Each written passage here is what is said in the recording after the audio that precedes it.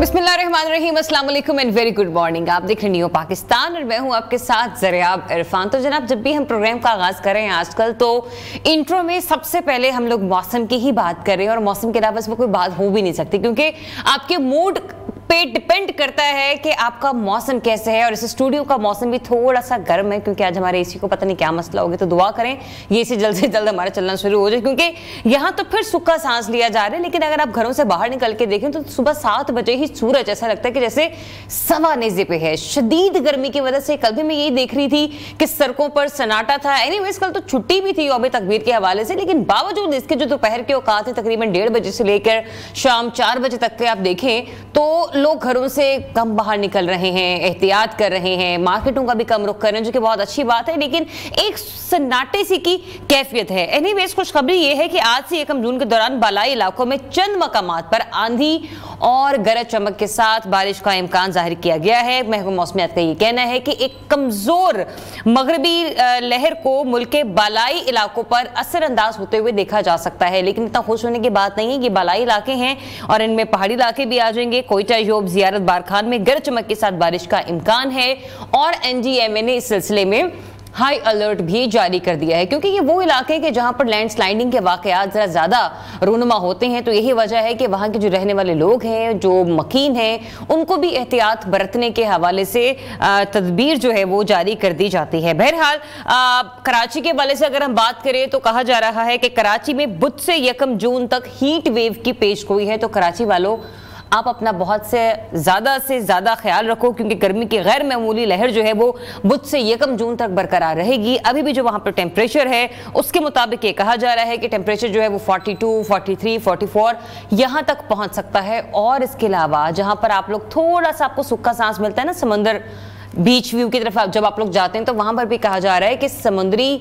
हवाएं जो हैं वो नहीं चलेंगे, जिससे हब्स की कैफियत हो जाएगी। तो अपना बहुत सा ख्याल रखिए। वी जस्ट होप के जल्द से जल्द बारिश हो जाए, प्री मानसून का सिलसिला पाकिस्तान में दाखिल हो जाए। एनीवेज, प्रोग्राम में आगे बढ़ते हैं और अभी टॉप स्टोरीज को प्रोग्राम का हिस्सा बनाते हैं।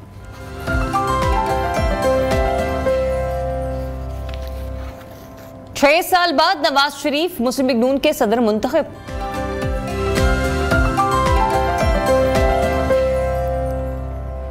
बानी पीटीआई को रिलीफ देने की कोशिश, वज़ीर आज़म का इंकशाफ।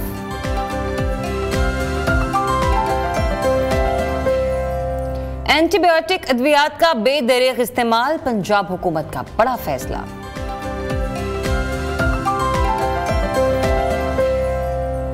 बारिश कब होगी, एनडीएमए का अलर्ट जारी।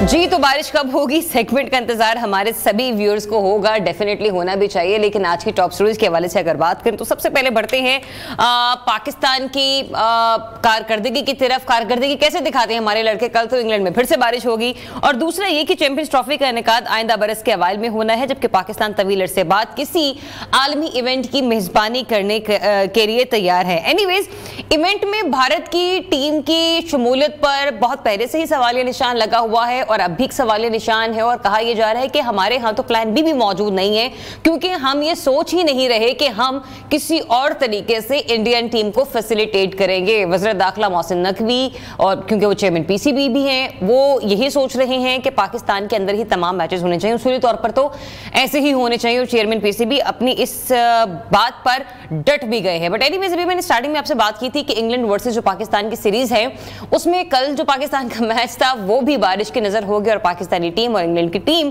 ये मैच खेले बगैर ही वापस जो थी अपने अपने होटल्स की तरफ रवाना होगी। Anyways, Hasnain Liaquat sports analyst हमारे साथ मौजूद हैं, उन्हें वेलकम करते हैं। अस्सलाम वालेकुम and very good morning. Hasnain, कैसे हैं आप?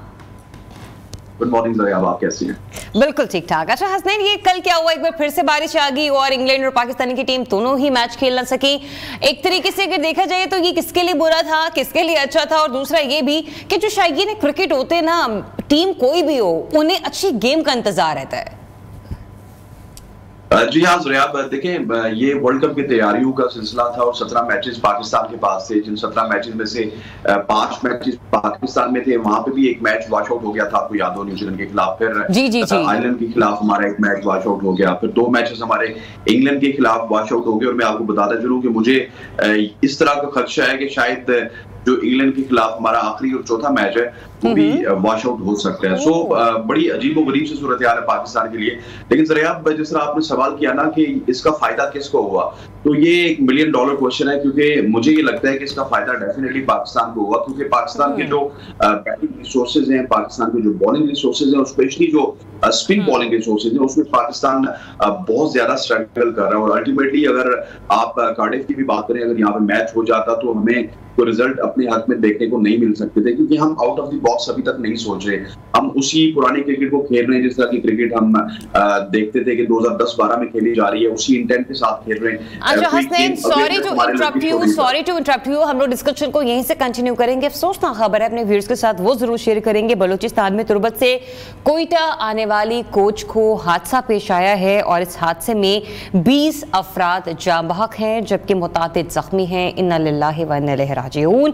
जाँ बहक अफराद में खवातीन और बच्चे भी शामिल हैं। जरा ये बता रहे हैं कि कोच को हादसा जो है वो टायर फटने के बाइस पेश आया है। बलूचिस्तान से ये अफसोसनाक खबर है जो अपने व्यूअर्स के साथ हम शेयर कर रहे हैं कि कोच को हादसा जो है वो टायर फटने के बाइस पेश आया है। और रेस्क्यू हुकाम जो है वो ये बता रहे हैं कि जाँ बहक अफराद में खवातीन और बच्चे भी शामिल हैं, जबकि इस वक्त जख्मियों को जो है वो करीबी अस्पताल मुंतकिल किया गया है, जबकि 20 से ज़ायद अफराद के जाँ बहक होने की इत्तलात मौसूल हुई हैं। सुबह सवेरे ये वाक़या इंतहाई अफसोसनाक है। यकीनी तौर पर जो लोग इस सवारी में सवार हुए थे उनके लिए भी बड़े ही ये एक परेशान कुन आलम है। वो शायद नहीं जानते थे कि ये उनका सफ़रे आखिरत होने जा रहा है। नुमाइंदा न्यूज़ हमारे साथ मौजूद है, हमारे कॉरेस्पॉन्डेंट मोहम्मद हनीफ बाज़ई, उनसे मज़ीद जानते हैं। हनीफ, बताइएगा, मज़ीद क्या खबर है आपके पास? जी बिल्कुल, आज सुबह एक अफसोसनाक वाक़या पेश आया है वाशु के करीब, जहां तुर्बत से कोयटा जाने वाले मुसाफिर बस जो है वो हादसे का शिकार हुई, जिसमें मुतअद्दिद अफराद जो है ख़वातीन और बच्चों समेत जख्मी है, जबकि 20 से ज़ायद अफराद जो है ज़िली इंतज़ामिया के मुताबिक उसमें जाँ बहक हुए हैं। जख्मी और जाँ बहक अफराद को जो है वो सिविल हॉस्पिटल मुंतकिल कर दिया गया। मज़ीद इलाज के लिए जो सीरियस मरीज जख्मी है उनको जो है मज़ीद इलाज के लिए कोयटा जो है वो रेफर किए जा रहे हैं। इसी के साथ लाशें जो वो सिविल अस्पताल बसीमा में रखी गई हैं। जी अच्छा हनीफ, ये भी बताइएगा जो जख्मी है उनकी हालत कैसे बताई जा रही है? जिली इंतजामिया के मुताबिक मुतादिद अफराद जो है उनकी हालत सीरियस है, जिसकी वजह से उन्हें मजीद इलाज के लिए जो है वो कोयटा रेफर किए जा रहे हैं। जी बहुत शुक्रिया हनीफ बाज़ई, आप हमें अपडेट कर रहे थे। इंतहाई अफसोस के साथ एक बार फिर से अपने व्यूअर्स को आगाह करते चले कि बलूचिस्तान में ये वाक़या रूनुमा हुआ जिसमें 20 अफराद जाँ बहक हो गए हैं। Anyways, back to discussion again. हसनैन हमारे साथ एक बार फिर से मौजूद है। हसनैन, प्लीज़ कंटिन्यू कीजिएगा। जी हाँ ज़रियाब, मैं जिस तरह आपको बता रहा था कि आपने कहा कि फायदा किसको हो, तो फायदा डेफिनेटली मुझे लगता है कि पाकिस्तान को, या क्योंकि पाकिस्तान के जो रिसोर्सेज हैं पाकिस्तान उस तरह उनको यूटिलाइज नहीं कर रहा। और सबसे बड़ा सवाल ये है कि हमारे पास बहुत ज्यादा मैचेस थे, लेकिन हमने जो अपनी बेंच स्ट्रेंथ है उसको हमने नहीं आजमाया। ज़रियाब, आप भी क्रिकेट को बहुत करीब से कवर करती हैं।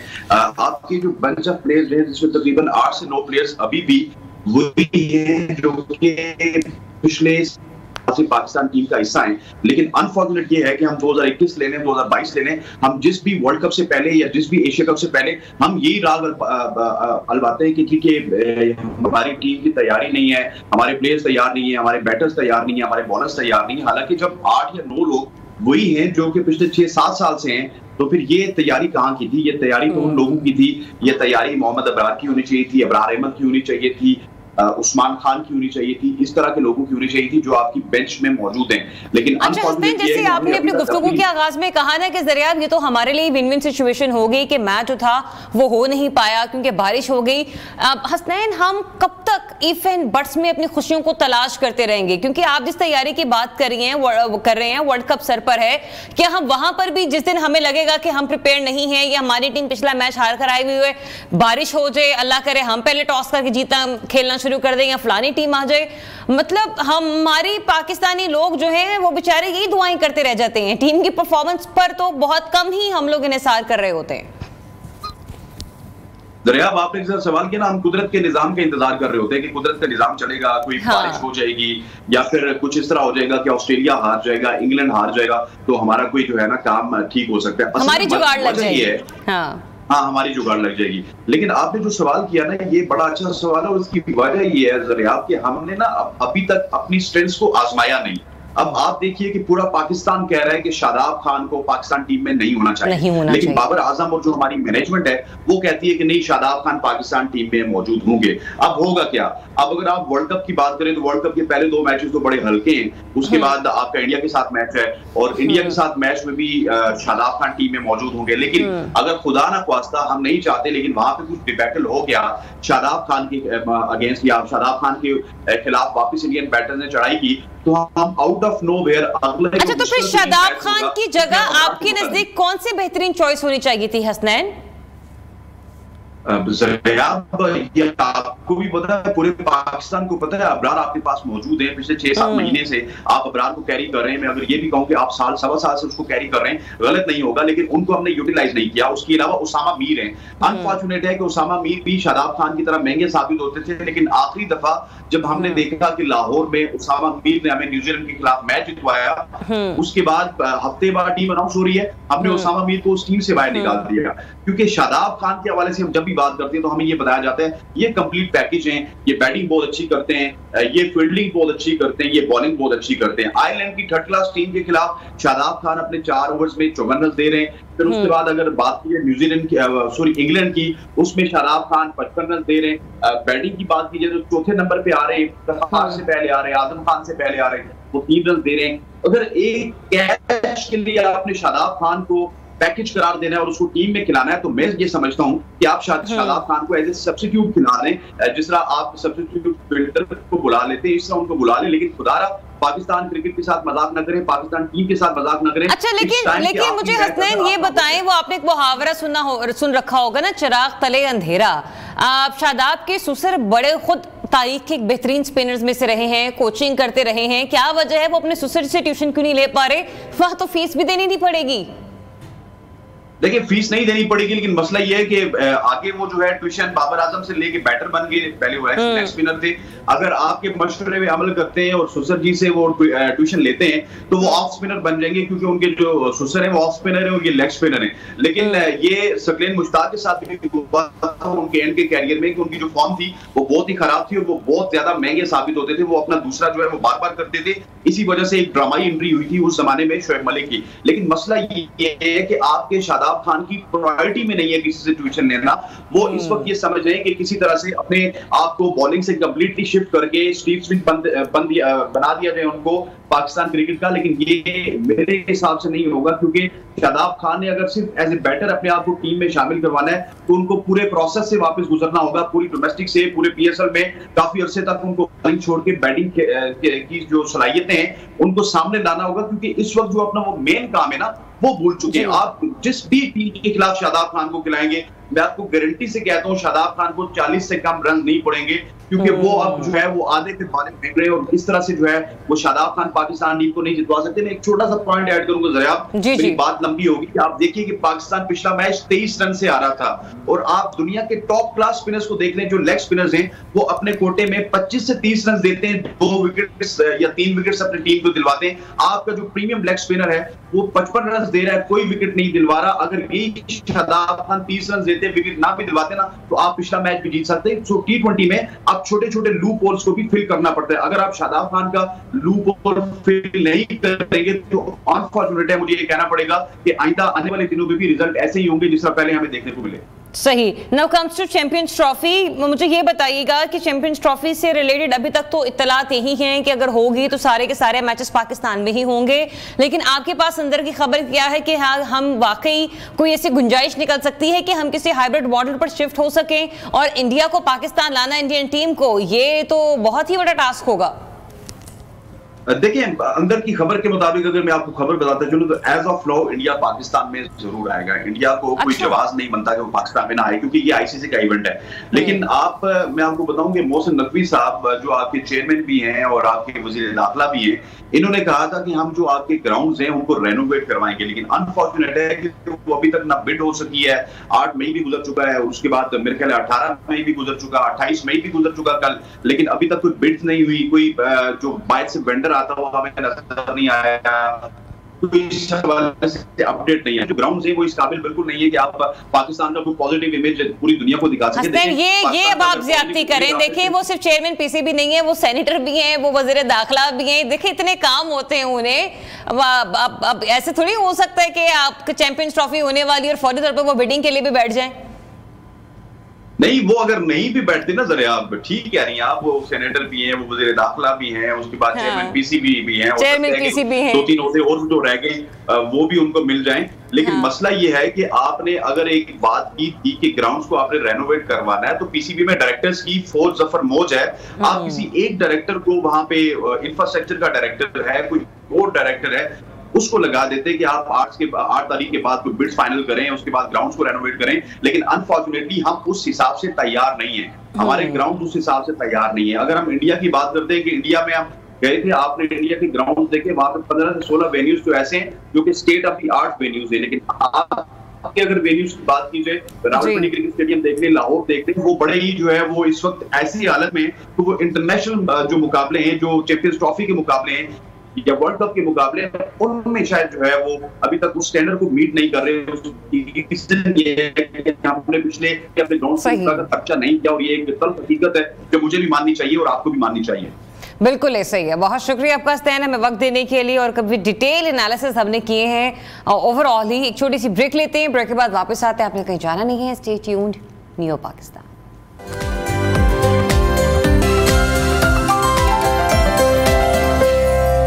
Welcome back to new Pakistan once again. और जनाब, आप बात कर लेते हैं कि मुल्क की कुछ सियासी सूरत हाल के हवाले से, क्योंकि अगर सियासी मामलात में बात की जाए तो कल का दिन पॉलिटिकल पॉइंट ऑफ व्यू से बड़ा ही हैपनिंग था, और स्पेशली नून लीग के लिए, कि जहां पर नवाज शरीफ को बिला मुकाबला अपनी जमात का सरबराह मुंतखब कर लिया गया। और कल सदर मुंतखब होने के बाद पार्टी के जनरल काउंसिल इजलास से खिताब करते हुए नवाज शरीफ ने कहा कि साकिब निसार ने मुझे जिंदगी भर के लिए पार्टी की सदारत से हटाया। आज लोगों ने साकिब निसार का फैसला रद्दी की टोकरी में डाल दिया। बुलाएं उन लोगों को जिन्होंने फैसला दिया था कि नवाज शरीफ को हमेशा के लिए फारिग किया जाता है, मगर आज नवाज शरीफ एक बार फिर आपके सामने खड़ा है। नवाज शरीफ ने कहा कि मेरे और शहबाज शरीफ के रिश्ते के दरमियान दरारें पैदा करने की कोशिश की गई। आफरीन है शहबाज शरीफ पर कि वो झुके नहीं और बिके नहीं, अपने भाई के साथ खड़े रहे। इस इजलास से खिताब में वज़ीर आज़म शहबाज शरीफ भी मौजूद थे, और उन्होंने कहा कि आज मशवरे हो रहे हैं कि किसी तरह इमरान खान की जमानत हो जाए। जेल से बाहर आने के लिए बानी पीटीआई की साजिशें नाकाम होंगी। इसी तमाम तरह मामले पर बात करते हैं। हमें ज्वाइन कर रहे हैं सीनियर तज़कियाकार शौकत पराचर साहब। शौकत साहब, बहुत शुक्रिया आपके वक्त के लिए। सबसे पहले तो ये बताइएगा कि 6 साल बाद एक बार फिर से नवाज शरीफ साहब जो है वो अपनी पार्टी के सदर मुंतखब हो गए हैं। पॉलिटिकल पॉइंट ऑफ व्यू से देखा जाए तो क्या सियासत में भी उनकी हमें से एंट्री समझने के लिहाज से, या फिर सिर्फ पाकिस्तान मुस्लिम लीग नून की हद तक ही वो हमें सरगर्म नजर आएंगे? जी बहुत शुक्रिया, गुड मॉर्निंग। मियां साहब ने जो कल तकरीर की उसी को ही आप उसके 2-3 सेंटेंसेस मैं आपके सामने रखता हूं, वहीं से पता चलता है कि मियां साहब आगे क्या करना चाह रहे हैं। नंबर 1, आपने देखा मिफ्ता इस्माइल और शाहिद खाकान अब्बासी दोनों नाराज हैं, तो मियां साहब ने स्पेशली अपनी तकरीर में उनका जिक्र किया, उनकी उस कुर्बानी का जिक्र किया जो खास तौर पर शाहिद खाकान अब्बासी साहब जेल में रहे, और मियां साहब कह रहे थे कि उन्होंने उफ तक ना की। मैं कहना ये चाह रहा हूँ, ये एग्जांपल देख के, कि ये वो पॉलिटिकल अप्रोच है जिसको मियां साहब आइंदा दिनों में फॉलो करेंगे। यानी कि जो लोग पार्टी से रूठ गए या जो साइड लाइन पर खामोश होकर बैठे हुए हैं, मियां साहब उनको साथ मिलाकर चलेंगे। और वो इनके अलावा कौन है? मसलन सरदार मेहताब अब्बासी हैं एबटाबाद से, खैबर पख्तूनख्वा से, वो चीफ मिनिस्टर भी रहे अपने सूबे के, और मियां नवाज शरीफ के बड़े करीबी साथी थे, वो दूर चले गए। और ख़ास तौर पर 8 फरवरी के इलेक्शन के बाद पंजाब में जो सूरत हाल खसूसन बनी कि राना सनाउल्लाह हार गए, खुर्रम दस्तगीर खान साहब हार गए या मियां जावेद लतीफ़ साहब हार गए, तो एक डिस्कनेक्ट आया था मुस्लिम लीग की टॉप लीडरशिप और वर्कर्स के दरमियान। तो अब मियां साहब सदर मुंतखब हो गए, जून तो आ गया, जून में उन्होंने मुख्तलिफ शहरों के दौरे करने हैं, पूरे मुल्क में जाएंगे। तो ये वो आई बिलीव स्पिरिट है या पॉलिटिकल इंजेक्शन है जो मियां साहब डालना चाह रहे हैं अपनी सियासत में। तो उनका कल मुंतखब होना, जो खुद कह रहे थे कि साकिब निसार के फैसलों को रद्दी में डाल दिया गया, फिर वो पीटीआई चेयरमैन बानी चेयरमैन के खिलाफ भी बोले, तो यही मेरा ख्याल है एक पैटर्न वो रखेंगे अपनी अगली पॉलिटिक्स का। लेकिन क्या वो सदर के ओहदे पर रह के, पार्टी सदर के ओहदे पर रहकर ही इत्तफाक करेंगे या फिर वो दोबारा से वज़ीर आज़म बनने के अपनी ख्वाहिशात को एक बार फिर से पाया तकमील तक पहुंचाने की कोशिश करेंगे? क्योंकि वो पाकिस्तान तो जरूर आए, लेकिन एक तासुर तो यही दिया जा रहा है कि एस्टेब्लिशमेंट नहीं चाह रही थी कि वो चौथी बार भी वज़ीर आज़म बने। यही वजह है कि शहबाज शरीफ एक ऑप्शन के तौर पर सामने आए और जो 16 बार की हुकूमत थी सभी ने ये कहा कि वो चूंकि यस बॉस वाले वज़ीर आज़म हैं तो मुख्तदिर हलकों को इसी तरह के प्राइम मिनिस्टर सूट करते हैं। कोई भी पॉलिटिशियन हो और वो बहुत एक्टिव पॉलिटिशियन हो और वो भी एक ऐसी पार्टी के सदर हो आप जिसकी मरकज में भी हुकूमत हो और पंजाब में भी हुकूमत हो, जो बलूचिस्तान में भी हुकूमत के पार्टनर हो, तो जो ख्वाहिश होती है कोई भी पॉलिटिशियन हो उस पॉलिटिकल स्ट्रगल की या पॉलिटिकल जो सियासी सफर है उसकी जो मिराज है वो तो फिर बहुत ऊपर वाली स्लॉट्स होती हैं ना। यानी अगर वो वजीर आज़म की ख्वाहिश रखें तो उन पर कोई कतगन या बैन नहीं है, लेकिन सवाल ये है कि मौजूदा सूरत हाल में क्या वो वजीर आज़म बनना चाहेंगे? मेरा जवाब इसमें नफी में होगा, क्योंकि पार्टी के पास तो सादा अक्सरियत नहीं है कौमी असेंबली में। अब मियां नवाज शरीफ वजीर आला बनने से तो रहे, वो अगर कोई ओहदा लें तो वो लेंगे वजीर आज़म का, क्योंकि सदर का ओहदा इस वक्त आसिफ अली जरदारी साहब के पास है और वो सदर तो अब पाकिस्तान के आइन के मुताबिक इम्पीचमेंट हो तो सदर हटता है और इम्पीचमेंट के लिए इनके पास वोट नहीं है। वैसे भी वो इन्हीं के इत्तेहाद से बने हैं, तो एक ही ओहदा बचता है, वो है वजीर आज़म का। मियां मोहम्मद नवाज शरीफ उस वक्त तक वजीर आज़म नहीं बनेंगे जब तक उनके पास कोई सादा अक्सरियत न हो। लिहाजा इस असेंबली में मैं नहीं समझता कि जब तक नई असेंबली बने, नए इलेक्शन हो, सादा अक्सरियत मिलने का ख्वाब शायद ही किसी वज़ीर आज़म का पूरा हो सके कभी। शौकत पराचा साहब, अच्छा मुझे ये बताइएगा कि सियासी महाज गर्म करने के लिए नवाज शरीफ साहब को पार्टी का एक बार फिर से सदर बनाया गया है, आपको लगता है कि वो कोई बयानिया बनाने में कामयाब होंगे? क्योंकि जो कल की उनकी तकरीर थी वो बिल्कुल वैसी ही तकरीरें हैं जैसे वो पहले करते आए हैं जब से वो लंदन से पाकिस्तान वापस आए हैं। फिर कल लंदन प्लान का भी उन्होंने एक जिक्र किया और बहुत सारी उन्होंने बातें की। कल मैं प्रोग्राम देख रही थी, डॉक्टर ताहिरुल काफी साहब भी इस प्रोग्राम में लंदन से ही ज्वाइन किए हुए थे। उन्होंने कहा कि जो भी इल्जामात नवाज शरीफ साहब ने लगाए हैं मुझ पर वो सब के सब झूठे हैं।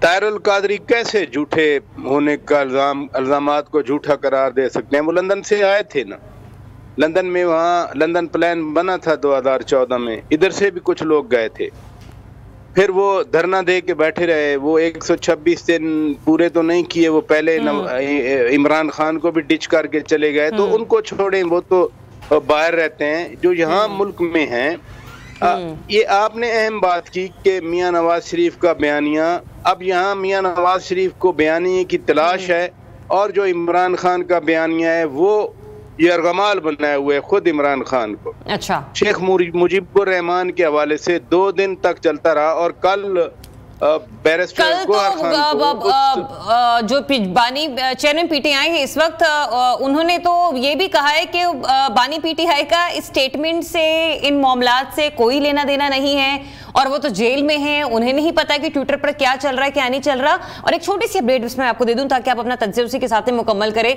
मुबश्शिर लुकमान साहब जो कि सीनियर सहाफ़ी हैं, वो इस बात पर बड़े वाज़ेह और बड़ा दावा करते हुए नजर आ रहे हैं कि मेरे पास तो वो रसीदें भी हैं जहां जहां पर मुलाकातें हुई, जहां जहां पे जिन जिन होटल में बैठ के खाने खाए गए।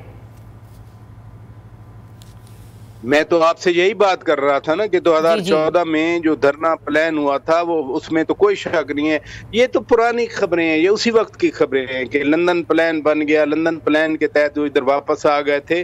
और फिर आपने देखा ये जुलाई का इलेक्शन था 2021 का, पंजाब में बाई इलेक्शन, जब ज़हीरुल इस्लाम ने यहाँ खड़े होके मरी वाले एक बाई इलेक्शन के दौरान तकरीर की कि हम एक थर्ड फोर्स लेके आए और वो तजर्बा हमारा कामयाब रहा। ये एग्जैक्टली यही चीज का मियां साहब कह रहे थे। थर्ड फोर्स तो आ गई, उनकी हुकूमत बन गई, लेकिन वो मुल्क को बहुत पीछे धकेल गई, इसलिए वो तजर्बा न सिर्फ नाकाम रहा बल्कि मुल्क के लिए, पाकिस्तान के लिए वो तजर्बा अजाब बन के रह गया। लेकिन कराची साहब, मियां साहब को वो लंदन प्लान तो नजर आ गया जो उनके खिलाफ बना, वो प्लान नजर क्यों नहीं आ रहा जो बानी पीटीआई के खिलाफ बना, जिसमें जहांगीर तरीन, जिसमें फैसल वावडा, जिसमें मोहसिन नकवी, जिसमें उस वक्त के वजीर इत्तलात, मतलब बहुत सारे लोग जाके उनसे मिलते रहे, और फिर जो कुछ लंदन में हुआ उसके बाद खान साहब की जिस तरीके से गवर्नमेंट गई है, उसका भी तो जिक्र होना चाहिए था या नहीं होना चाहिए था? एक फर्क जरूर है, एक फर्क जरूर है जी, कि जो 126 दिन का धरना था उसमें आइन की धज्जियां खेड़ी गई, सुप्रीम कोर्ट को बंद किया गया, पार्लियामान के अंदर गंदे कपड़े लटकाए गए, पार्लियामान को गालियां दी गई। ये जो खान साहब की हुकूमत टापल हुई, ये आइन के मुताबिक हुई। बाकायदा तौर पर एक नो कॉन्फिडेंस मोशन आई, तहरीक अदम एतमाद आई, और तहरीक अदम एतमाद पहले उन्होंने आर्टिकल 5 के नाम पर रिजेक्ट कर दी थी, लेकिन फिर सुप्रीम कोर्ट के एक बेंच ने फैसला दिया। सुप्रीम कोर्ट के बेंच ने बाकायदा उन तारीखों के रेफरेंस से बात की और अदम एतमाद तहरीक करने की सुप्रीम कोर्ट के हुक्म की तामील हुई। 9 और 10 साहब, जहां पर 2 से 3 दर्जन के करीब तजियाकार कह रहे हैं कि आइन की धज्जियां पिछले 2 सालों में इतनी बुरी तरीके से खाड़ी गई हैं, आप ही कह रहे हैं कि सिर्फ उस वक्त आइन की पामाली हुई। अनबिलीवेबल। नहीं सुने, मुझे अगर इजाजत दें, मैं उसी ऑर्डर से सामने आ रहा हूं ना जी, कि वो उस रात 9 और 10 अप्रैल की रात तहरीक अदम एतमाद बिल्कुल आइन के मुताबिक हुई। हाँ, अच्छा। आइन की पासदारी कब नहीं की गई कि 90 दिन के अंदर अंदर पाकिस्तान के आइन के मुताबिक इलेक्शन होना चाहिए था। मैं बार बार ये बात करता हूँ कि आइन में कदगन लगी हुई है कि जब कोई असेंबली तोड़ी जाए उसके बाद 90 दिन के अंदर अंदर इलेक्शन हो। अगर असेंबली मुद्दत पूरी करती है तो फिर 60 दिन के अंदर इलेक्शन हो। वो असेंबली तोड़ी गई कौन सी? पंजाब असेंबली। वो असेंबली तोड़ी गई कौन सी? खैबर पख्तूनख्वा असेंबली। इन असेंबलियों के इलेक्शन 90 दिन के अंदर होना जरूरी थे। चलें, अच्छा, दूसरा मुझे ये बताइएगा कि शहबाज शरीफ साहब ने भी कल बीइंग प्राइम मिनिस्टर, अभी वो वज़ीर आज़म के ओहदे पर हैं और वो इतनी बड़ी बातें कर रहे हैं कि बानी पीटीआई को जेल से निकालने के लिए साजिश हो रही है। मतलब हमारे यहाँ साजिशें होती हैं तो क्या लोग जो हैं वो अदालतों से बाहर आते हैं? इसका मतलब जो रिलीफ मियां साहब को भी मिला और शहबाज शरीफ साहब को भी मिला और उनके बाकी पार्टी के दीगर लोगों को मिला, वो भी एक साजिश है? क्योंकि यहाँ पे तो अदालतें मामलात को देखती हैं, एविडेंस की बुनियाद पर, मतलब देखकर ही फैसले लिए जाते हैं। हर बात का ना एक कॉन्टेक्स्ट होता है। नंबर 1, कल ये एक पॉलिटिकल जलसा था, उनकी पार्टी का कन्वेंशन था, जनरल कन्वेंशन। अच्छा। उनके सामने सियासी वर्कर थे, उनके सामने उनकी पार्टी से पॉलिटिशियन बैठे हुए थे। एक तो कॉन्टेक्स्ट ये है।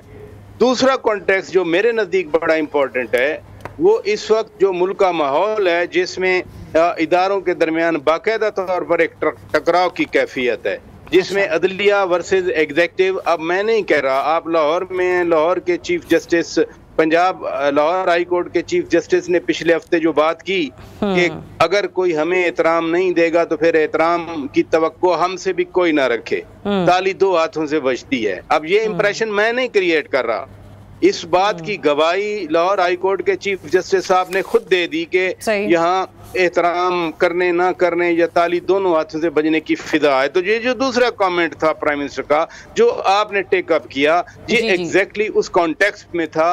अनफॉर्चुनेट है कि मुल्क में एग्जीक्यूटिव और अदलिया के दरमियान इस तरह की एक तसादम की फिजा पैदा हो। तो वज़ीर आज़म साहब जो बात कर रहे हैं वो इस दूसरे कॉन्टेक्स्ट में बात कर रहे हैं। नहीं तो फिर ये भी तो बताइए ना कि बगैर सबूतों के तो सजाएं नहीं दी जा सकती ना। सबूत होंगे, जो भी कुछ होगा उसके मुताबिक अदलिया ने भी परफॉर्म करना है। वैसे तो नहीं हो सकता कि आपने अदालतों में जेलों में डाला हुआ है, केसेस चल रहे हैं, अदालतें बुला रही हैं, कार्रवाई पर आपको नहीं मिल रहे हैं, तो वहां पर तो फिर सवाल उठाना जजेस के ऊपर, चाहे वो लाहौर हाई कोर्ट की अदालत हो, चाहे वो इस्लामाबाद हाई कोर्ट की अदालत हो, चाहे वो सुप्रीम कोर्ट हो, क्वेश्चन तो नहीं बनता फिर यहाँ पे। आप काइंडली जरा थोड़ी सी आज मेहनत करके तारीख पढ़ लें जस्टिस मुनीर के 1954 के फैसले से। जस्टिस मुनीर वाला फैसला 54 का पढ़ लें, फिर आप आसमा जिलानी वाला फैसला पढ़ लें, मरने के बाद याहिया खान के बाद उन्होंने फैसला दिया। फिर जस्टिस ऐसे नुसरत का फैसला पढ़ लें, जस्टिस अनवारुल हक का फैसला पढ़ लें। फिर 2000 में जब जनरल परवेज मुशर्रफ को हमारी अदलिया ने फर्द वाहिद को आइन में तरमीम करने का अख्तियार दे दिया, वो पढ़ लें। साकिब निसार के सारे फैसले पढ़ लें। फिर ये जो आपने बात की कि बगैर सबूत के सजाएं नहीं दी जाती, अभी सुप्रीम कोर्ट का फैसला पढ़ लें जिसमें कहा गया 40 साल के बाद कि जुल्फकार अली भुट्टो को अनफेयर ट्रायल के जरिए फांसी दे दी गई। एक बात साबित कर दी उन्होंने कि ये तो जुडिशल मर्डर था। यही तो मैं कह रही हूँ आपको, मैंने इसलिए बड़ी गौर से आपकी बात सुनी है कि बगैर सबूत के फैसले कैसे दे दें। आप कह रहे हैं जब उस वक्त फैसले दिए जा सकते हैं तो अब भी फैसले दिए जा सकते हैं। ये तो ग्राउंड नहीं है ना मेरी बात का।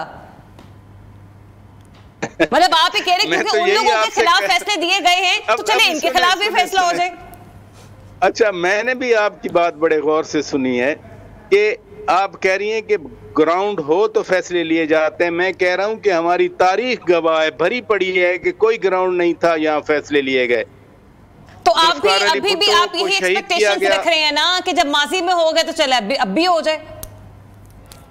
मैं तो यही आपसे बात कर रहा हूं कि जो ग्राउंड के बगैर फैसले आए, जो ठोस सबूतों के बगैर, मतलब आप कह रहे हैं माजी में सियासतदानों को रगड़ा लगा तो खान साहब कौन सी चीजें इनको भी रगड़ा लगा दें। बहुत शुक्रिया आपको शौकत बराचा साहब अपना वक्त देने के लिए। एक ब्रेक लेने का कहा जा रहा है नाज़रीन, ब्रेक के बाद आपको फिर से ज्वाइन करते हैं। Stay tuned, new Pakistan.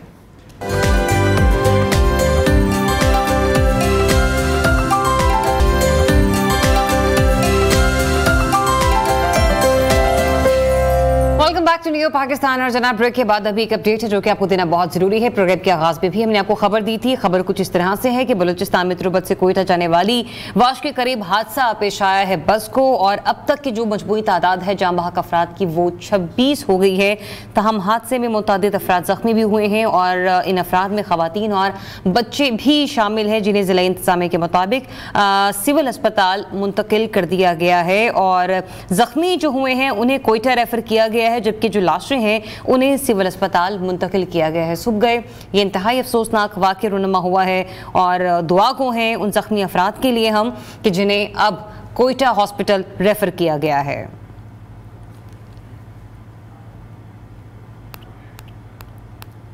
एक और अहम खबर है वो भी आपको देंगे कि नसीराबाद में इमरानी कबीले के 2 ग्रोहों के दरमियान तसादुम हुआ है और फायरिंग के तबादले में 5 अफराद जाँ बहक और 3 जख्मी हो गए हैं। पुलिस के मुताबिक तसादुम का वाक़या दरीना दुश्मनी पर पेश आया है, जबकि लाशों और जख्मियों को करीबी अस्पताल मुंतकिल कर दिया गया है। तो नसीराबाद से आपको अपडेट कर रहे हैं जहां पर इमरानी कबीले के 2 ग्रुपों में तसादुम हुआ और फायरिंग के तबादले में 5 अफराद जाँ बहक 3 जख्मी हुए हैं। पुलिस के मुताबिक तसादुम का वाक़या दरीना दुश्मनी पर पेश आया, जबकि लाशों और जख्मियों को करीबी अस्पताल मुंतकिल कर दिया गया है।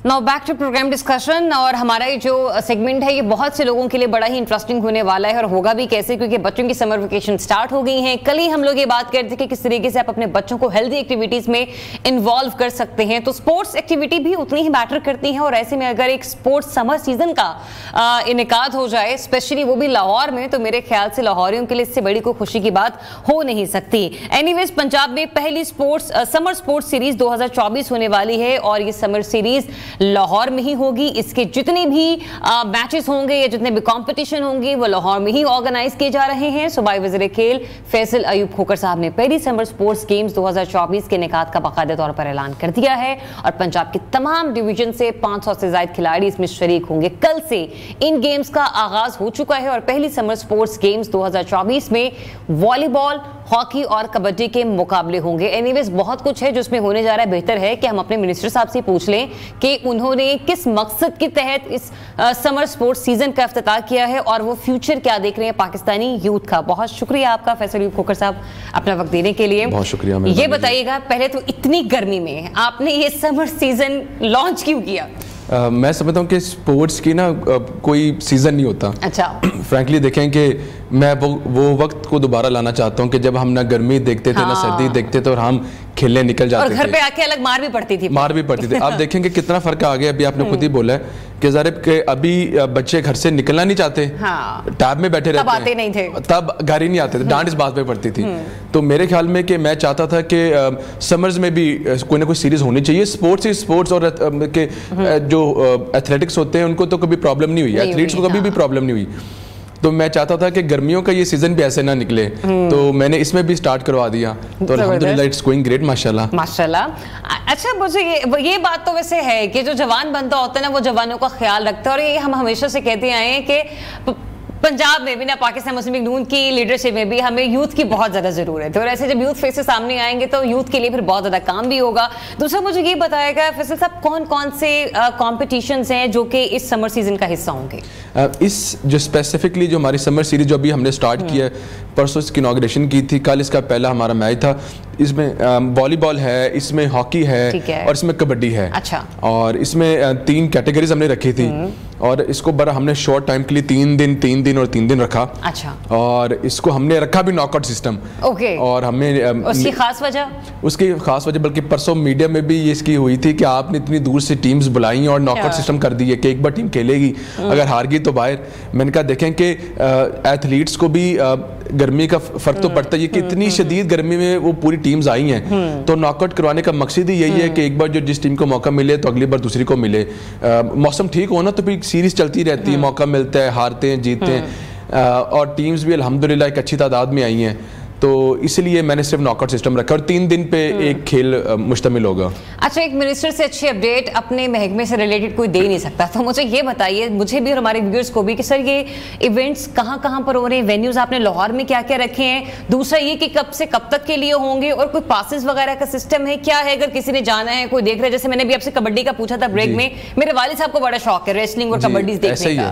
अब सबसे बड़ी बात यह कि मैं कबड्डी की बात करूं तो कबड्डी हमारी सकाफती गेम है, सिर्फ आपके वालिद को नहीं पूरे पाकिस्तान को पसंद है। और उसमें इंटरेस्ट कम होता जा रहा था, उसकी बहाली के लिए एक लेदर टॉपिक है, बताऊंगा कि इंटरनेशनल मैच करवाने जा रहे हैं हम 3-4 महीने के अंदर। 7-8 मुल्कों की टीम्स आएंगी, जो हमारे शाफे साहब मिनिस्टर वो भी इसमें शामिल है। हम इंगेज करके मुख्तलिफ मुल्कों को इसमें शुमार करके it's going to be a grand event.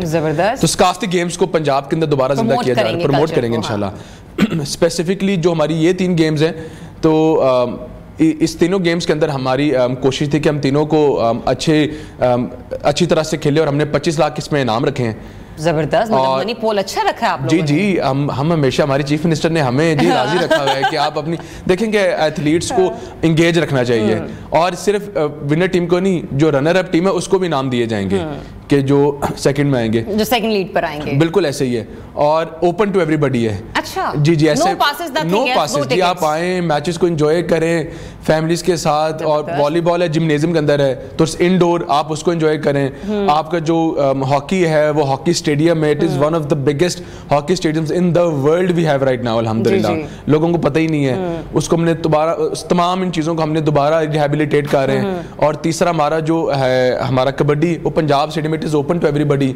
तो इंशाल्लाह ताला इट इज ओपन, आप फैमिलीज के साथ आए देखें इंशाल्लाह। अच्छा, हमारे प्लेयर्स को ना थोड़ा सा शिकवा रहता है कि बुला तो लिया जाता है लेकिन फैसिलिटीज उस तरह से नहीं होती, तो प्लेयर्स को फैसिलिटेट करने के लिए फैसल साहब किस किस्म के इंतजाम रखे हैं आप लोगों ने? देखें जी, ये हमारी अव्वलीन तरजीह थी कि जो हमारे, मैं कहता हूँ कि हमारे सिर्फ नेशनली हमारे जो प्रोविंशियल हीरोज हों या डिस्ट्रिक्ट हीरोज हों, वो भी हीरोज होते हैं बिल्कुल। और उसके अलावा एक आम एथलीट भी हो ना, उसको भी इज्जत मिलनी चाहिए जब वो किसी दूसरे शहर में जाता है। अब हम लाहौर उसको होस्ट कर रहे हैं, तो लाहौर को मेहमान नवाजी में वैसे भी लाहौर सबसे आगे होता है अल्हम्दुलिल्लाह। Right now I am representing Punjab, तो मैं पंजाब की बात भी मेहमान नवाजी में वैसे पाकिस्तान मुस्लिम लीग नून भी बहुत आगे आ गए, ये शिकवा रहता नहीं है किसी भी सहाफी का, किसी भी मेहमान का कि हम ऐसे ही उठकर आ गए थे। नहीं ऐसे ही है एब्सोल्युटली। देखें कि इट्स इन आवर कल्चर। आप देखें कि मैं समझता, ये आपकी मेहरबानी है कि आपने मुस्लिम लीग नून बोला है। मैं समझता हूँ कि पूरा पाकिस्तान मेजबानी में वैसे बहुत अच्छा है, बिल्कुल ऐसे ही है। We are welcoming to everybody.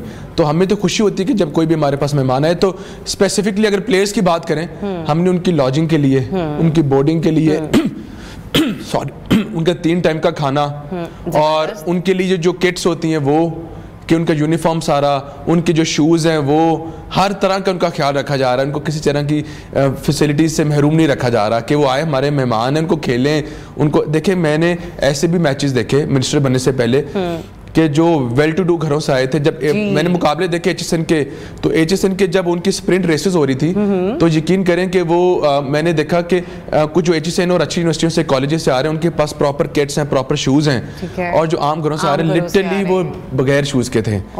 तो ये मुझे देख के चीज़ें बड़ी अफसोस हुई। आप अभी हॉकी का देख लें, हमारे जो हॉकी के प्लेयर्स आए, जब चीफ मिनिस्टर ने उनको वेलकम किया तो उन्होंने 3 करोड़ के इनामात दिए। तो ये हमारे ख्याल में हॉकी प्लेयर्स को ये रिकॉर्ड है कि 3 करोड़ के नाम नहीं दिए जाते। ये हौसला अफजाई है। और जब मैंने उनसे पूछा, मैंने कहा कि आपको कैसा लग रहा है, उन्होंने कहा हमें इतना अच्छा लग रहा है, और इसकी वजह ये है कि जब हम कम्पीट कर रहे थे ना, उन्होंने कहा कि अजलान शाह कप में हम फर्स्ट भी आ सकते थे। हमें खेलते हुए डर होता था कि अगर हमें इंजरी हो गई तो हमारे पास जेब से पैसे खर्च करने पड़ेंगे। अच्छा ये देखिए, जब आपको प्रोफेसर साहब खुद प्लेयर्स के दरमियान बैठ के उनकी मुश्किलात का अंदाजा हुआ है, हम तो बहुत टाइम से मीडिया में रिपोर्ट करते आ रहे हैं कि हम यहाँ पर क्रिकेट पर बहुत ज्यादा फोकस रखते हैं, लेकिन जो हमारे नेशनल गेम है हॉकी, हम उसको उतना प्रायोरिटाइज नहीं करते। अब क्या प्लानिंग की जा रही है आगे एथलीट्स को भी प्रमोट करने के लिए, और स्पेशली हॉकी जो कि हमारा कौमी खेल है, इसकी तरक्की पर काम करने के लिए क्या रोड मैप होगा? सबसे पहले जो हमारे नेशनल हीरोज होते हैं या डोमेस्टिक हीरोज होते हैं ना, तमाम हीरोज, उनको हमने ख्याल करने के लिए चीफ मिनिस्टर ने क्या किया है, मैडम मरियम ने आते साथ ही हमारा ना एक एंडाउमेंट फंड होता है, वो 2 अरब रुपए था, उन्होंने उसको, जिसके ऊपर हमें प्रॉफिट आता है और वो हम प्लेयर्स में डिस्ट्रीब्यूट करते थे, उन्होंने आते साथ चीफ मिनिस्टर ने इसको डबल कर दिया कि प्लेयर्स का ख्याल रखो, जो प्लेयर्स खेल रहे हैं इनका ख्याल रखो, कि ताकि इनको टीवी पे जैसे हम देखते हैं ना कि देखें जी हमारे नेशनल हीरो, इनका ख्याल नहीं रखा जा रहा। अब ऐसा नहीं होगा, हम उनको इंगेज रखते हैं, उनको मंथली बेसिस पे हम उनको पैसे देते हैं, और हम एक लिस्ट भी तैयार कर रहे हैं कि जो मेरिट के ऊपर हैं, और मैंने अपने तमाम जो हमारे सेक्रेटरीज हैं, हमारे डीजी हैं, they are open to do everything. हमने इनको बोला हुआ है कि आप पूरा मेरिट के ऊपर प्लेयर्स की लिस्ट बनाएं, कि अल्हम्दुलिल्लाह हमारी कोशिश होती है कि इवन जाहिर बात है हर एक को पास सिफारिशें आती हैं कि इसको भी इंगेज करें, इसको भी इंगेज करें, तो हमारी सिफारिश का भी मेरिट ये होता है कि हम कहते हैं कि इसमें ट्रायल में डालें, if is well to do तो इसको सपोर्ट करें। और सबसे बड़ी सिफारिश यही है कि कहते हैं कि हमने इस सीरीज के अंदर जो हमारा मैकेनिज्म है ना, हमारी, अच्छा कोई भी मजेदार, सबसे बात, कोई भी इवेंट सिर्फ इवेंट करवाने के लिए नहीं है। ये जी देखें पंजाब हुकूमत इवेंट करवा रही है, क्या बात है, नो, हमारी प्रोफेशनल टीम्स बैठी हैं इस टाइम, वॉलीबॉल, हॉकी और कबड्डी तीनों की टीम्स बैठी हुई हैं, प्रोफेशनल बैठ के उसको मेरिट पे देख रहे हैं कि जो प्लेयर अच्छा है उसको हम रिटेन कर लेंगे। अच्छा वैसे यंग मिनिस्टर से ये तो एक्सपेक्ट किया जा सकता है कि वो खुद भी एंटरटेनमेंट को पसंद करने वाला होगा, और मतलब जरूरी नहीं है कि सिर्फ आपने एक अच्छा खाना पीना कर दिया, एक अच्छी फैसिलिटीज कर दी, एंटरटेनमेंट पॉइंट ऑफ व्यू से कुछ रखा है आप लोगों ने इस पूरे समर सीजन में? आप देखें कि हमारा सबसे बड़ी मेरे में इसके अंदर तो हमने स्पेसिफिकली नहीं रखा, इसमें तो यही है कि जो हमारी प्लेयर्स की फैमिलीज और टीम्स आ रही है उनका ख्याल रखा जा रहा है। ठीक है। तो वी आर प्लानिंग कि जो इस तरह के जो मेला टाइप इवेंट्स होते हैं ना, स्पोर्ट्स प्लस मेला, वो अच्छे लगते हैं, थोड़ा सा मौसम बेहतर हो, लोग एंजॉय कर रहे हैं। बिल्कुल ऐसे ही है। देखेंगे फर्स्ट पिंक गेम्स हुई तो it was not just an event, और ये पूरा समझे मेला हो गया था। उसके अंदर 1300 एथलीट्स थी और 1300 से ज्यादा देखने वाले लोग थे जो उनकी फैमिलीज आई हुई थी। और मैं एक ग्रैंड इवेंट की तैयारी कर रहा हूँ जिसके अंदर पंजाब लीग स्टार्ट होने जा रहा है। ये हमारी आवाम के लिए खुशखबरी है। पंजाब लीग के अंदर इंशाल्लाह 10 लाख के करीब एथलीट्स को इंगेज करने जा रहे हैं, जिसके अंदर 10 करोड़ रुपए से ज्यादा इनामात रखे जा रहे हैं। ये बहुत अच्छी खबर है। जी बहुत अच्छी खबर है अल्हम्दुलिल्लाह। तो चीफ मिनिस्टर को पर्सनली देख रही है, इसके लिए बजट भी अल्हम्दुलिल्लाह उन्होंने एलोकेट कर दी है और 10 करोड़ सदा के इनामात हैं और तमाम कस्बों में शहरों में ये मैचेस को हम खेला जाएगा, उनको मौका दिया जाएगा ताकि टीम्स को ऊपर लाया जाए और हमारी टीम्स बैठी होंगी, इनको इवैल्यूएट करेंगे। ये बेस्ट मौका है आपके लिए कि आप लोग अपने आप को उजागर करना चाहते हैं तो उसके अंदर कॉम्पीट करें। पंजाब लीग स्टार्ट होने जा रही है, उसको उसकी रजिस्ट्रेशन स्टार्ट होने जा रही है, उसको मिस नहीं करना आपने। ठीक है जी। अच्छा, ये रजिस्ट्रेशन की डिटेल्स कहां पर होंगी ये तो मैं आपसे भी जानूंगी, लेकिन मेरी दो छोटी छोटी सी गुजारिश है। कहते हैं कि जब वजीर या मिनिस्टर आपके सामने हो तो कह दो जो कहना है। एक तो सर ये कि आपने देखा होगा कि कराची में भी मैराथन रेसेस होती हैं जहां पे बहुत से लोग पार्टिसिपेट करते हैं, तो मुझे ये लगता है कि लाहौर में भी और पंजाब में भी इस तरह से होना चाहिए कि आप मैराथन ऑर्गेनाइज करवाएं। जैसे ही मौसम आपको बेहतर लगे तो काइंडली इस किस्म की इनिशिएटिव लीजिएगा। दूसरा ये कि आपने ये देखा होगा कि हमने देखा है कि इस्लामाबाद में तो इस किस्म के इवेंट्स बहुत ज़्यादा होते हैं कि जहाँ पर जो सहाफ़ी हजरात हैं वो क्रिकेट मैचेस वगैरह में इन्वॉल्व होते हैं। इनफैक्ट आपकी जो सेलिब्रिटीज़ हैं वो भी बड़े होते हैं। हमने इंडिया में भी बहुत ज़्यादा देखा है। पाकिस्तान में कोई ऐसा कल्चर इंट्रोड्यूस जिसमें जर्नलिस्ट भी हों, जिसमें आपकी यूँ कह लीजिए कि OTT प्लेटफॉर्म्स के लोग भी हों। Wonderful idea. और मेरे ख्याल में अभी ना हमारी जो स्पोर्ट्स के जो न्यूज़ बीटर्स हैं उनके मैचेस हुए थे, उनकी लंदन से टीम्स आई हुई थी जी, और जी, मैं उनमें हमारे प्रोग्राम में भी आए थे जी, तो मैं उनमें गया भी था। I was the chief guest और फिर मैं गया था, मैंने उनको बड़ा अप्रिशिएट किया था। इसको हम लार्ज स्केल पे करने लगे। परसों से हमने वैसे डिसाइड किया, माना कि लड़कियों को इतनी अच्छी क्रिकेट खेली नहीं आती, लेकिन थोड़ा हमें भी बुला लीजिएगा, हम लोग भी पार्टिसिपेट कर लेंगे। ऐसा होगा, हम देखेंगे। आप ये देखिए, इस बात को अप्रिशिएट करेंगे। पहला जो हमारा इवेंट था एज अ स्पोर्ट्स मिनिस्टर वो पिंक गेम्स था, खवातीन के बारे में था। हम चाहते तो पंजाब गेम्स को पहले भी कर सकते थे। तो हमने सोचा ये कि यार हर चीज ना खवातीन को पीछे रखा जाता है, हमारी बारी है कि इनको भी आगे रखा जाए। तो आप लोगों को बिल्कुल साथ रखा जाएगा। और जो आपने बात की, हमने इन्वाइट कर रहे हैं बाकी, मैं लेटर्स इंशाल्लाह जारी करने लगे बाकी मिनिस्ट्रीज को भी कि हम KPK को भी, सिंध को भी और हम बलोचिस्तान को भी हम ऑफिशियली ऑन बोर्ड करना चाह रहे हैं कि हम चाह रहे हैं कि पार्लियामेंटेरियंस की भी मैचेस हो। जबरदस्त, ये बड़ी अच्छी क्या ख्याल है कि देखें कि आप अपनी अपनी हुकूमतें चलाएं, लेकिन एक पॉजिटिविटी होनी चाहिए आपस में। क्या तमाम सूबे की हुकूमत बेशक अपनी अपनी हो, लेकिन मुल्क तो एक है ना। मुल्क तो एक है बेशक। मेरा ख्याल, मेरा उनको मैसेज है कि I am sending you an official invitation. तो हमें चाहिए कि हम एक पॉजिटिव मैसेज दें। आप PTI है, MQM है, पीपल्स पार्टी है, PMLN है, आप अपनी अपनी हुकूमतें चलाएं, आप मुल्क के लिए करें। आपका रास्ता अलग-अलग हो सकता है, आपकी सोच, आपकी मंजिल तो एक है, बिल्कुल। अब उसके अंदर आप अपनी अवाम को इकट्ठा करने का सोचें। देखें कि अब ये बारी आ गई, हम पुराने रीति रिवाज को भी छोड़े। अब ये देखें कि अगर पॉजिटिविटी आती है तो आनी चाहिए। सोचे पार्लियामेंटेरियंस अगर इससे आपस में खेलेंगे, it would be great message. Definitely तो ये उनके स्पोर्ट्स मिनिस्टर हमारे साथ में एंगेज करके हम सोच रहे हैं। और जिसने जो बदले पार्लियामेंट में नहीं लिए वो छक्का मार के या कैच करके या विकेट से नॉट जस्ट क्रिकेट, इसके अंदर हम कोशिश करेंगे सीरीज ऑफ डिफरेंट गेम्स हो, ताकि कोई क्रिकेट में अच्छा है तो कोई और सुबह किसी और गेम में अच्छा है। बिल्कुल ऐसे ही है। ठीक है, सवाए कबड्डी मैं नहीं चाहूंगा कि वो हाथों हाथ हो जाए, वो माहौल थोड़ा सा और हो जाएगा। मतलब कि फिजिकल एक्टिविटी से दूर दूर, और मेरे ख्याल में बाकी एक्टिविटीज की तरफ हम सोचेंगे इंशाल्लाह। अच्छा, मुझे ये बता दीजिए कि वो आपने कहा ना कि रजिस्ट्रेशन आप शुरू करवाने जा रहे हैं लीग,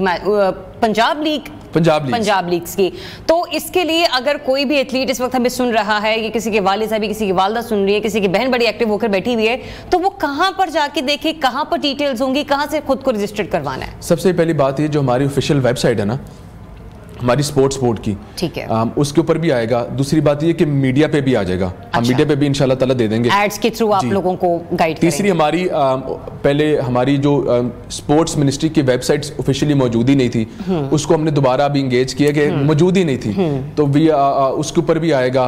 हम ऑफिशियल अपने जो वेब पोर्टल्स है उसको बहुत ज्यादा इंगेज करने जा रहे हैं, ताकि जो लोग दूर दराज से वो अपने उसको ऑनलाइन आपको हर चीज अवेलेबल होगी। ऐसा नहीं होगा कि पता ही नहीं चला कि रजिस्ट्रेशन स्टार्ट हो गई, ऐसा नहीं होगा। Everybody will know that the registration has started. Get engaged in it. Inshallah. So we started with summer season. तो मुझे ये बता दीजिए कि क्या मैसेज आप अपने लाहौरियों को कन्वे करना चाहते हैं, और ये जो अभी हमारा चल रहा है समर स्पोर्ट्स फेस्टिवल, इसको लेके आपकी क्या एक्सपेक्टेशंस हैं? इसके अंदर मेरी सबसे बड़ी एक्सपेक्टेशन तो ये है कि इस तरह का कोई भी सीरीज हो तो मेरी ख्वाहिश होती है कि ज़्यादा से ज़्यादा पार्टिसिपेशन होनी चाहिए। एंड आई एश्योर यू कि यकीन जाने कि हमारी टीम्स बैठी होती हैं कि जो आपको इवैल्यूएट कर रही हैं, ये मौका है। अगर आप पहले सोचते थे कि यार हमें मौका नहीं दिया जाता, हमारे पास सिफारिश नहीं है, तो ट्रायल्स का हम आपको पूरा मौका देंगे। आगे आपकी हिम्मत है, आगे आपकी हिम्मत, ठीक है जी। और दूसरी बात ये कि ये जो इवेंट्स होते हैं ना, ये समर सीरीज होगी, पंजाब गेम्स होगी, पिंक गेम्स होगी, इनको मिस ना किया करें। ये सिर्फ इवेंट्स नहीं है, ये आगे जाने का आपका मौका है। देखें कि अरशद नदीम है, वो इसी तरह आगे आया, ठीक है ना, इवेंट्स हुए, आपके कितने ज़्यादा आपके नेशनल हीरोज़ हैं जो ग्राउंड से आगे तक इसी तरह आते हैं। और मज़ेदार बात यह है कि हमारे हॉकी के प्लेयर्स हों, हमारे टेनिस के हों, मैं सबको दोबारा एंगेज कर रहा हूँ। हमारे जो इवन के जो हमारे पुराने एथलीट्स हैं, जो हमारे नेशनल हीरोज़ हैं 90s के या अर्ली 2000s के, हम उनको भी दोबारा एंगेज कर रहे हैं, हम कमेटीज़ बना रहे हैं ताकि यार आप लोग हमें आइडियाज़ भी दें।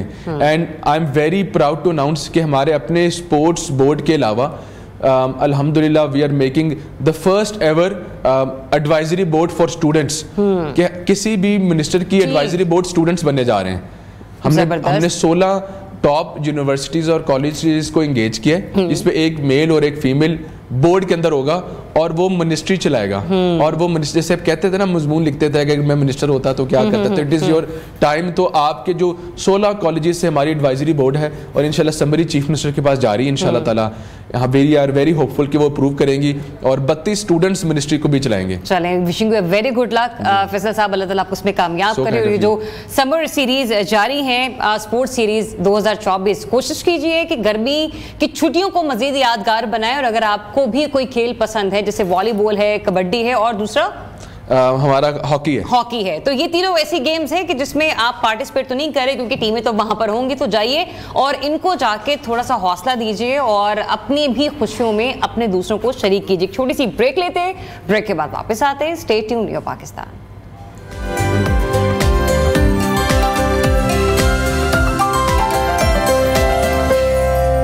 Welcome back once again. और ब्रेक के बाद एक अहम खबर है वो आपके साथ जरूर शेयर करेंगे। और अभी आपको बताते चलें कि आलमी अमन की कोशिशों के हवाले से अक़वाम मुत्तहिदा के अमन दस्तों का दिन आज मनाया जा रहा है। ISPR का ये बताना है। और पाकिस्तान का अमन मिशन में खिदमात अंजाम देने वालों को खराजे तहसीन। आपको बताते चलें कि पाकिस्तान दुनिया भर के अमन मिशन में खिदमात अंजाम देने वालों को खराजे तहसीन पेश करता है, जबकि पाकिस्तान अक़वाम मुत्तहिदा के अमन मिशन में अपनी अफवाज के जरिए सबसे ज्यादा ताउन करने वाला मुल्क है। इस वक्त 3000 के करीब पीस कीपर अक़वाम मुत्तहिदा अमन मिशन के तहत खदमात अंजाम दे रहे हैं, जबकि 1960 से अब तक पाकिस्तान ने दुनिया के तमाम बरे-आज़मों समेत 29 ममालिक में अक़वाम मुत्तहिदा के 48 अमन मिशन में 2,35,000 फौजियों को तैनात किया है। तो आलमी अमन के लिए कोशां अक़वाम मुत्तहिदा के अमन दस्तों का आज दिन मनाया जा रहा है। ISPR इस सिलसिले में बताता है कि पाकिस्तान दुनिया भर के अमन मिशन में खिदमत अंजाम देने वालों को खराज तहसीन पेश करता है, जबकि पाकिस्तान अक़वाम मुत्तहिदा के अमन मिशन में अपनी फौज के जरिए सबसे ज्यादा ताउन फ्राहम करने वाला मुल्क है।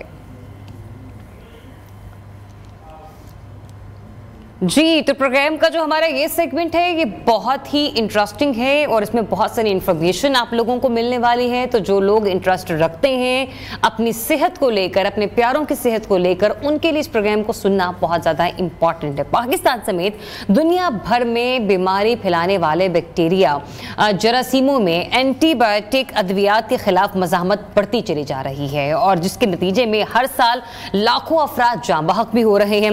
अब drug regulatory authority of Pakistan के अदाद-ओ-शुमार जो मंजर आम पर आए हैं उसमें यह बताया गया है, बड़े होशरुबा ये अदाद-ओ-शुमार है कि पाकिस्तान में 2023 में 126 अरब रुपए की एंटीबायोटिक अद्वियात इस्तेमाल की गई हैं। मतलब अंदाजा करें पाकिस्तानियों ने 126 अरब रुपए एंटीबायोटिक खरीदने पर लगा दिए हैं। पंजाब हुकूमत ने एंटीबायोटिक अद्वियात का बेजा इस्तेमाल रोकने का बहरहाल फैसला कर लिया है, जो कि बहुत अच्छा फैसला है। और वज़ीर सेहत ख्वाजा इमरान नज़ीर की ज़ेर सदारत ड्रग क्वालिटी कंट्रोल बोर्ड ने इस इजलास में बाकायदा तौर पर मंजूरी दे दी है, जिसमें फैसला ही हुआ कि डॉक्टर की प्रिस्क्रिप्शन के बगैर, मतलब डॉक्टर की पर्ची नहीं होगी, उसका नुस्खा नहीं होगा, आप किसी भी मेडिकल स्टोर पर चले जाएं आपको मेडिसिन नहीं मिलेगी। तो anyways Punjab health care commission rape से मुशावरत इस सिलसिले में अब शुरू भी कर देगा। इसी अहम मामले पर हमने बुलाया है, दावा दी है इंटरनल मेडिसिन स्पेशलिस्ट PhD इन मेडिसिन डॉक्टर मोहम्मद राशिद खान साहब को। उन्हें वेलकम करते हैं। डॉक्टर साहब, 126 अरब रुपए की दवाइयां खा गए एंटीबायोटिक पाकिस्तानी। देखिए बात ये है, हमारे पास हम तो बंटी समझ के खाते हैं, मुझे लग रहा है। बिल्कुल ऐसे ही है। एक्चुअली हमारे यहाँ जो सबसे बड़ा प्रॉब्लम है ना वो ये है कि हमारे यहाँ कोई सिस्टम ही नहीं है। हमारे यहाँ ओवर द काउंटर जो एंटीबायोटिक्स, आप मतलब किसी भी मेडिकल स्टोर पे चले जाएं, पूरे पाकिस्तान में किसी भी मेडिकल स्टोर पे चले जाएं, आप जो भी मेडिसिन बोलेंगे वो आपको खास आराम से प्रोवाइड कर देते हैं। बिल्कुल ऐसे ही है, वो आपको बड़े आराम से दे देंगे, जी ये भी ले लें। और मैं आपको एक चीज़ और बताऊं, ये बड़ी इंपॉर्टेंट है। अक्सर जब मैं भी कभी मेडिकल स्टोर्स पे जाता हूँ, वहाँ यही देख रहा होता हूँ कि लोग आते हैं और आकर मेडिकल स्टोर वाले को कह रहे हैं कि यार पेट ही दर्द है, लूज मोशन लगे ने, ऐसी चीज है तो कोई दवाई बता दो। हाँ जी, ये बिल्कुल बड़ा आम सा फिक्र है, कोई दवाई बता दो। तो वो इसी तरह से चीजें होती हैं। और वो भी बेचारा वो क्या होता है कि वो अब चौधरी बनना होता है, उसमें कोई एंटीबायोटिक जो उसके पास जो नहीं यूज होने वाली है ना, वो सारी उठाकर वो दे देता है। That is how it is. अब देखें प्रॉब्लम क्या है। प्रॉब्लम हमारे यहाँ, जब तक मैं आपको एक चीज बता दूं, मैं 2021 से लाहौर में हूँ और मैं यही देख रहा हूँ कि हमारे यहाँ इतना बेजा इस्तेमाल है एंटीबायोटिक्स का कि जिसकी हद कोई नहीं। और उसकी प्रॉब्लम हमारा सिस्टम नहीं है ना। मैं इसलिए क्या नाम है, पंजाब गवर्नमेंट को भी यही कहता हूँ कि आप इसका एक सिस्टम प्रॉपर बनाएं कि जब तक आप मेडिसिन को प्रिस्क्राइब की हुई उसका कोई आप चेकआउट नहीं रखेंगे ना, you will not be able to do that. अब इसी तरह से हम अरबों रुपए की दवाइयां खाते जाएंगे और there will be no end. अब प्रॉब्लम एक और ज़रिया क्या है, हमारे यहाँ जो हमारे लोग हैं ना, जो हमारे पेशेंट्स हैं, वो आकर हमें मजबूर करते हैं। अब वो मजबूर कैसे करते हैं? फॉर एग्जाम्पल जैसे सर्दियों के दिन है, सर्दियों में कुरायदा या फ्लू वगैरह, ये आम कॉमन कोल्ड एक आम सी चीज है, लेकिन वो ये आते हैं कि अब वो पता भी होता है कि उनको कॉमन कोल्ड है, वायरल है। अब उसमें भी आके डॉक्टर को वो हमें कह रहे होते हैं कि हमें ये दे दो, कि जी हमें जो है ना कोई ऐसी दवाई दें डॉक्टर साहब, असी जो है ना कल बिल्कुल ठीक होना चाहिए।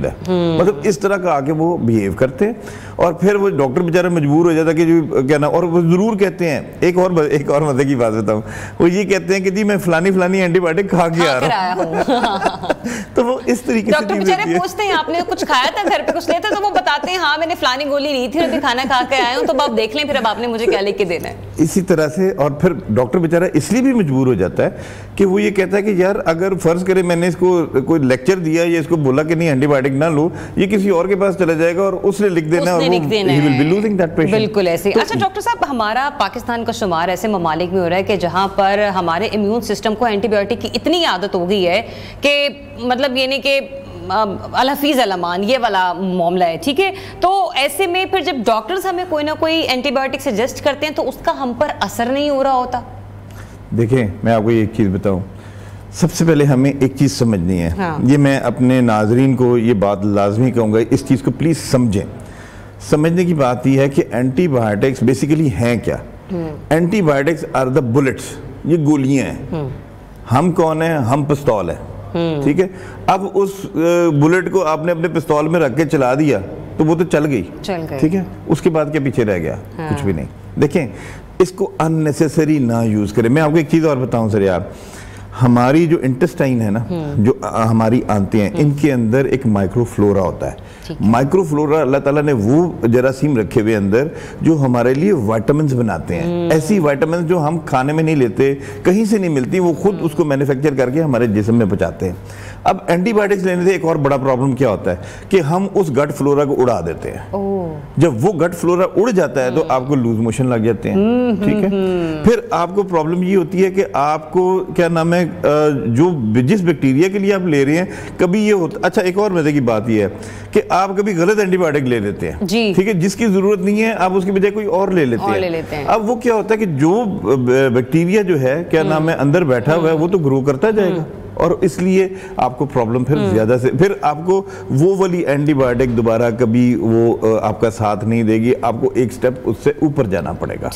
तो इसलिए हमें जरूरी चीज है, मैं अपनी कौम को भी ये बताना चाह रहा हूँ कि प्लीज आप लोग जब भी बीमार हों अपना टेस्ट जरूर करवाएं। डॉक्टर आपको जरूर लिख के देगा कि जी एक कंप्लीट ब्लड जो है सीबीसी एक वो करवा लें, उससे हमें पता लग जाता है कि बेसिकली इन्फेक्शन बैक्टीरियल है या वायरल। प्राइवेट हॉस्पिटल्स में भी सीबीसी का टेस्ट बहुत इजीली 100, 150 या 200 रुपए में हो जाता है, आपको इतना महंगा नहीं रहा। अच्छा डॉक्टर साहब, मेरा दूसरा सवाल ये है, एक तो आपने मुझे ये बताना है हमारे सारे व्यूअर्स को कि जो एंटी एलर्जी होती है वो कितनी देर में अपना असर दिखाना शुरू करती है, क्योंकि हम लोगों में पेशेंस नहीं है ना। और दूसरी चीज मुझे ये भी बताइए कि ये जो वज़ीर सेहत जो हैं ख्वाजा इमरान नज़ीर साहब, जो ये स्टेप लेने जा रहे हैं कि बगैर प्रिस्क्रिप्शन के आपको दवाई नहीं मिलेगी। आपको हमें पता है ना कि हमारे यहाँ पे एक मेडिसिन माफिया है जो कि इस चीज को होने नहीं देता कि किसी तरीके से कोई रेगुलेटरी बॉडी उनके ऊपर बैठकर काम करे। आपको लगता है कि ये हो पाएगा पॉसिबल? देखिए जो हमारे वज़ीर साहब से वज़ीर सेहत हैं, बात ही है कि this is a very very big challenge. ये एक आप ये समझ लें कि वो दरिया में रह के मगर बच्चों को आप आवाज़ दे रहे हैं कि आओ, ठीक है। So that is how it is. It will be very very difficult. ये बड़ा क्या नाम है हार्ड वे होगा। ये कोई आम आसान सी चीज़ नहीं है कि मतलब हम ये बोले जी ये ऐसे कर दें कल को ऐसे हो जाएगा। It would not be. तो चीज़ें जो हैं हमें बड़ा मुश्किल होगी इसमें, लेकिन अगर आप फर्म रहेंगे, चीज़ों को सही तरह लेके चलेंगे तो इंशाल्लाह कामयाबी आपको लाजमी मिलेगी। जहाँ तक आपके सवाल का ताल्लुक है जो एंटी एलर्जी वाला है, यस वो मतलब after some time it starts working, ठीक है। उसमें ऐसा देखिए, लेकिन प्रॉब्लम फिर वही क्या है, प्रॉब्लम ये है कि हमारे अंदर पेशेंस नहीं है। हमारे पास अभी बात हुई आ जाती है कि कोल्ड के साथ आ रहा है, कॉमन कोल्ड के साथ पेशेंट आ रहा है, उसमें भी वो एंटीबायोटिक लेके आ रहा है और आपको बता रहा है कि जी मैं फलानी खा आया हूँ, अब आप मुझे बताएं मैं क्या करूँ। अब उनको एक तो समझाना कि यार वायरल में एंटीबायोटिक का कोई रूल नहीं है, दैट इज नो। अब देखें जो वायरल है ना उसका एक अपना लाइफ टाइम है कि वो 5 से 7 दिन वो रहता है, उसके बाद वो खुद ब खुद साइड आउट हो जाएगा। लेकिन हमारे यहाँ प्रॉब्लम क्या है, हम लोग ये चाहते हैं, हम लेकर वो चढ़ जाते हैं उसके ऊपर, डॉक्टर के ऊपर कि नहीं मुझे कल लाजमी ठीक होना है, कल मेरे ये काम है, मैंने ये लाजमी करना है और मुझे ठीक होना चाहिए। अच्छा, लेकिन आपने ये भी तो देखा ना डॉक्टर साहब, हमारी जो आवाम है तकरीबन 70 से 80% आवाम जो है वो सतह गुर्बत से नीचे जा रही है, ठीक है ना। हमारे यहाँ अगर कोई बीमार होता है तो डॉक्टर की फीस देखता है तो डॉक्टर की फीस दवाई से ज्यादा महंगी होती है, कंसल्टेंसी फीस। तो लोगों के पास यही आसान हल होता है कि वो मेडिकल स्टोर पर जाएं और फिर पूछ लें कि भाईजान बता दो हमें ये बीमारी है, वो बेचारे वो दवाई लेकर घर आ जाते हैं। तो कम से कम, क्योंकि कहते हैं ना कि अगर आपको एक मैकेनिज्म तश्कील दे रहे हैं कि अगर आपने बगैर नुस्खे के नहीं होगा तो हमें उसके डूज एंड डोंट, हमें उसके प्रॉस एंड कॉन्स सब देखने होंगे कि लोगों के पिछले मसाइल ये भी हो सकते हैं। क्योंकि फर्ज करें अगर मैं भी जा रही हूँ, मुझे नहीं पता, मुझे उसने एंटीबायोटिक दी, एंटी एलर्जी दी, उसने तो जो दी मैं वो लेकर आ गई। सही कह रही हैं आप। देखें मैं आपको इसमें फिर जरिए एक और चीज़ बताऊं जो बड़ी इंपॉर्टेंट है। हमारे ना कोई मेडिसिन का या मेडिकल का स्ट्रक्चर नहीं है। आप देखें बाहर क्या होता है, जो आपके जनरल प्रैक्टिशनर्स होते हैं ना, they are the prime doctors, community के साथ वही इंगेज होते हैं। आपको कोई भी प्रॉब्लम है आपने अपने जीपी के पास जाना है, वो जीपी आगे से अगर समझेगा कि नहीं यार ये प्रॉब्लम ज्यादा है, इसको स्पेशलिस्ट को जाना चाहिए, तो वो फिर स्पेशलिस्ट को रेफर करता है। और फिर स्पेशलिस्ट भी वहाँ क्या होते हैं कि जब वो उसको ट्रीट कर लेते हैं तो उसको वापस भेज देते हैं उस डॉक्टर के पास जो उनका प्राइम डॉक्टर होता है, जो उनका फैमिली फिजिशियन होता है, कि जी ये हमने कर लिया, अब आप वापस अपने डॉक्टर साहब के पास जाएं। हमारे यहाँ कोई ऐसा सिस्टम ही नहीं है। हमारे यहाँ प्रॉब्लम क्या होती है, हमारे यहाँ प्रॉब्लम ये है कि जिसके हाथ जो मरीज लगा वो उदा हो गया, बस that is how it is. और फिर हमारे यहाँ जो जीपीज हैं वो भी बेचारे इस खौफ से जो है ना स्पेशलिस्ट के पास नहीं भेज रहे होते कि यार ये तो फिर चला ही जाएगा, ये इसने आना ही नहीं वापस। तो हमारे यहाँ अगर ये प्रॉपर सिस्टम बनाए ना, मेरी गवर्नमेंट ऑफ पंजाब से भी एक दरखास्त है कि प्लीज इस सिस्टम को बनाएं कि जो हमारा प्राइम हो डॉक्टर वो हमारा जनरल प्रैक्टिशनर हो, और जनरल प्रैक्टिशनर जो है वो सब पेशेंट्स को भेज रहा हो स्पेशलिस्ट के पास, और स्पेशलिस्ट को भी चाहिए कि उसके बाद वो उसको वापस भेजें उस डॉक्टर के पास कि जी हमने आपका इलाज कर लिया, ये चीजें हो गई हैं और क्या नाम है, अब आपने फलाने दिन या फलानी तारीख को आना है, तब तक आप अपने डॉक्टर के साथ ही। और बड़ी बात के साथ अगर हम गरीब तबके के हवाले से बात कर ही रहे हैं तो डॉक्टर साहब देखिए, अगर आप कभी इमरजेंसी में चले जाएं या कहीं और चले जाएं, मैं गारंटी से आपको कह सकती हूँ आपको 3 से 4 डॉक्टर तो बड़े हम्बल मिलेंगे, लेकिन आपको 60 to 70% जो पैरामेडिकल स्टाफ है, जो डॉक्टर्स है ना, या तो वो बहुत थके हुए होंगे अपनी शिफ्ट से, या तो वो उकताए हुए होंगे, या वो किसी का गुस्सा किसी और पर निकाल रहे होंगे, या वो इस किस्म का एटीट्यूड दिखाते हैं कि जिससे ना सिर्फ मरीज भी थोड़ा सा डिमोरलाइज हो जाता है और उसके जो अहले खाना है वो भी अंदर ही अंदर बद्दुआएं दे रहे होते हैं उस डॉक्टर को। बेटा मैं इसमें आपको सिर्फ एक चीज़ कहना चाहता हूँ, और ये सारे डॉक्टर्स से मैं बात कर रहा हूँ, ये आप लोगों को मैं देखें, हम सब ने इस दुनिया से जाना, बिल्कुल ठीक है, और मैं आपको बताऊं कि जो डॉक्टर्स और जो जजेस हैं इनका हिसाब मुख्तलिफ होगा, ठीक है। हमसे क्या हिसाब होगा, क्योंकि देखें हमारे पास जो भी आ जाता है ना, वो मरीज एक ही बात कहता है, उत्ते अल्लाह थे थले तू है, आपको इतना वो हायर रैंक कर देता है। अब अगर आप उसको गलत ट्रीट करेंगे ना तो वो आप जब इस जमीन से नीचे जाएंगे ना जब कब्र में, तो वहां अल्लाह ताला ने सबसे पहले ये पूछेगा सवाल कि तैने जेड़ा इल्म दिता सी तू मेरे बंदे नाल करके की आ रहे हैं। अगर ये हमारे दिल में चीज आ जाए ना, हम वाकई बड़े हम्बल हो जाएं। हम जिस किस्म में तो हम अपने आप को सेव कर सकते हैं, हम अपने आप को प्रॉपरली लेके चल सकते हैं। तो that is how it is. ठीक, thank you so much doctor साहब अपना वक्त देने के लिए। बड़ा ही इंटरेस्टिंग टॉपिक था, लोगों की रहनुमाई के लिए भी था, मेरे लिए भी था, और बहुत से ऐसे लोगों के लिए जो कि हर छोटी छोटी बात पे छींक आ जाए, जुकाम हो जाए, खांसी हो जाए तो एंटीबायोटिक लेने के लिए जाते हैं। और एक रिसर्च के मुताबिक सबसे ज्यादा जो एंटीबायोटिक्स पाकिस्तान में पाकिस्तानी खरीद रहे हैं वो एक जुकाम होने पर, एक खांसी आने पर और एक गला खराब होने पर लेते हैं। तो कोशिश कीजिए जो भी आपका करीबी मेडिकल हॉस्पिटल है, कोई भी सिविल हॉस्पिटल है, वहां पर जाइए और डॉक्टर की प्रिस्क्रिप्शन के मुताबिक डॉक्टर को प्रिस्क्राइब करने दें। उसने आपको एंटी एलर्जी देनी है या उसने आपको एंटीबायोटिक देनी है। इसी के साथ ही मुझे दीजिए इजाजत, अपना बहुत सा ख्याल रखिए। कल आपसे एक बार फिर से मुलाकात होगी। अल्लाह हाफिज।